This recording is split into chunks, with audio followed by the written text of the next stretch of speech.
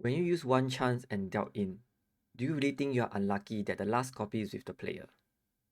But what if I tell you that one chance can have different degree of risk? I believe this is how we are taught what one chance is. Imagine you can see 3 7p and you're about to discard 8p. This 8p is now considered a one chance because the player will need to have the last 7p to form 6 7 8 or 7 8 9. It's not wrong, but the definitions or understanding is a little bit too broad. And many of us actually fall into the trap of using it too loosely and end up dealing in. There are 4 ways to identify the last copy of a tile. In our hands, discard pool, melted sets, and Dora indicator. We mainly rely on the first two in general, so there are 2 types of one chance. If you see 3 copies in our hand, we call this an Anko one chance. Anko is a Japanese term for concealed triplets. If we see 3 copies discarded, we call this 3 discarded one chance. Before we go in depth, you need to understand that the fundamental concept of one chance is relying on the likelihood that the last copy is not found in the player who is in 10 pi, and that makes it safer to discard. Remember this because the rest of this video is going to be the analysis of the likelihood of the whereabouts of this last copy. Pay attention, the next few minutes are going to be intense. There are going to be quite a few number of charts that is coming up with many legends that's going to confuse you. So just please remember that the legends that are in white is going to mean one chance or kind of one chance. Currently, we are looking at the Anko one chance, which is denoted by a dot and a line. So just imagine that this one dot is something that is going to discard, and the Anko is what you have in hand, and therefore you discard the dot. That's easier to remember the legend as we go forward. This is the dealing rate of the Anko one chance probability. At the background of this chart, we have a 100% stack area graph that shows the probability of the whereabouts of the last copy. Let me give you an example of how to read this chart. At turn 1, the dealing rate of the Anko one chance is around 2%. There is a 10% chance that the last copy is in a player in Rigi. And then there is a 30% chance that it is with other players and with the player in Rigi. If you want to know the probability of this last copy being with other players, then you have to take 30% minus 10% to get 20%. Likewise, for a probability in the war, it is taking 100% minus 30% to get a 70%. As the game progresses, the probability of the last copy being in the war decreases, and so naturally the probability of it being with other players are going to increase. Pay attention to this orange section as we move to 3 discarded one chance.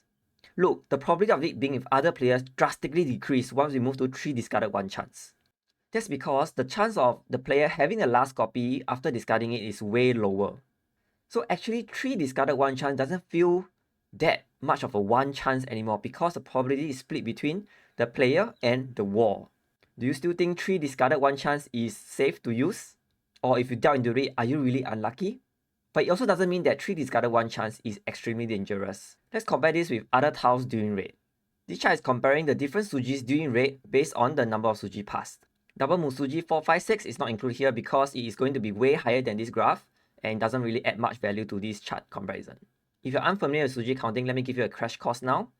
A Suji refers to a kind of Brahmin weight like 1, 4, 2, 5, 3, 6, 4, 7, 5, 8, 6, 9. So in every suit, there is a total of 6 Sujis. So with 3 suits, there are a total of 3 times 6 Suji, giving a total of 18 Sujis. I won't go much in depth about Suji. If you were to Google or YouTube about Suji, I think there are lots of materials that cover this concept. But you can also refer to this conversion table if you haven't learned about Suji counting.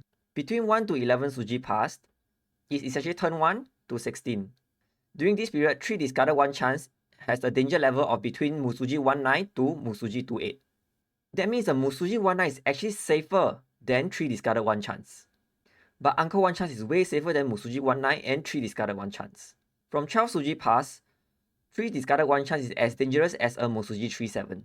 But I don't think we can extract any meaningful strategy from this data because this scenario mainly happened at the very late game in the second half of third row.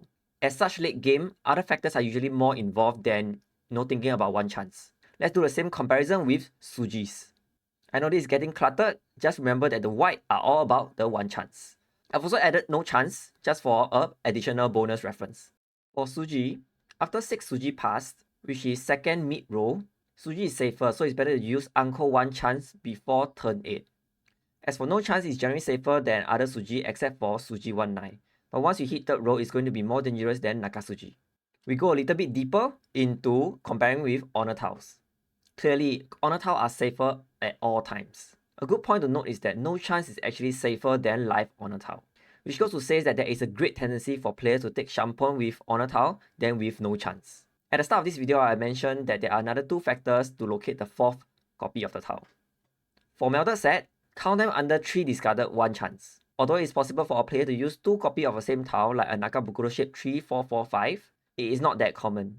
As for a Dora indicator, once you have a pair, you can treat your 1 chance as an Uncle 1 chance. There are also other situational factors that can help you assess where is the last copy. The first one being discarded tiles are in the context of Genbutsu. If you can read that other players are folding and they have discarded the Genbutsu, the chance of them having the last copy is close to 0. Another is Yaku reading. For example, if you notice 2 players have discarded 1 4M each and you hold 1 4M in your hand, the person who is doing a Manzu holding is very likely to have the last copy of 4M. The last factor is reading whether a particular suit is expensive or not. By expensive, it means, for example, a player has discarded a lot of Sozu and Pinzu, meaning the player is dominantly sorting for Manzu tiles, which is referred as expensive. So if you're going to locate the last 4M, the chance of this player having the last 4M is going to be way higher than usual. Essentially, to sum up, once you understand the 2 kinds of 1 chance deal-in rate, you can estimate more or less what is your deal-in rate based on the situational factors that you can consider. So it's more about adjusting your 1 chance to be slightly more or less dangerous than your 3 discarded 1 chance. At the end of the day, all the data I show you are all average probability. Memorizing them will only be as good as any other players who also memorize them. The true mastery is using this as a foundation, analyze the current mahjong situation, and apply a conditional probability to get a more accurate assessment. Last but not least, I want to give you one last important tip is that do not use 1 chance when you see 3 normal 5s, meaning you are intending to discard 3 or 4 and then you decided to discard it because you see 3 normal 5s. Because the last copy is Aka, you are essentially discarding a Dora. Because this tile you are going to discard will form a set that has a Dora in. This means that this 1 chance discard will make you lose double the points. To balance this value out, you have to double this deal-in rate to make a comparison. So the next time you actually think that your 3 or 4 is your safest bet of 1 chance, consider discarding Musuji 19 first. If not, any other 2-8 pairs, even if its Dora Suji is better. Hope your understanding is now crystal clear about 1 chance and can make better decisions in your future games. If you encounter any players who is struggling with 1 chance or thinking that it's bad luck dealing in with 1 chance, please share this video with them. Remember to like and subscribe, and I'll see you in the next video.